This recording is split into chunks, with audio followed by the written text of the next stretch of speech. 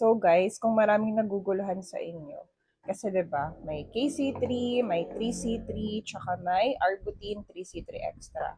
So, etong dalawa guys, si Arbutin 3C3 and si KC3 Arbutin is pang-mix to sa lotion. So, ginawa talaga sila para ihalo sa lotion. Though, pwede mo naman siyang gamitan na solo, pero sa gabi lang kasi wala tong SPF. So, pag magmi-mix kayo neto, kailangan nyo ng Vaseline, kailangan nyo ng The Elf Nano.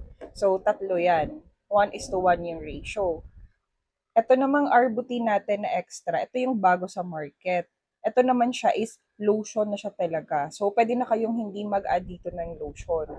Diretso na kayo sa The Elf natin. So, itong dalawa na lang yung inimix nyo. Pero kung ito yung gagamitin nyo, itong dalawa, kailangan nyo ng lotion, kailangan nyo ng serum, and pili na lang kayo dito sa dalawa. So, kung hindi ako nagkakamali, ang nauna sa market is si Abutin 3C3. Ito siya. So, ito din yung una kong ginamit, guys. Kasi lahat to is na-try ko na buong taon. Ito yung una kong ginamit, tapos KC3, and etong si Arbutin. Pinaka-last yung lotion.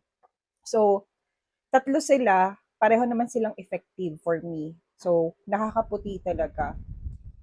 Pag ayaw nyo mag-add ng lotion, ito yung i-check out nyo. Pag gusto nyo mag-mekos-mekos lotion, pili lang kayo dito sa dalawa.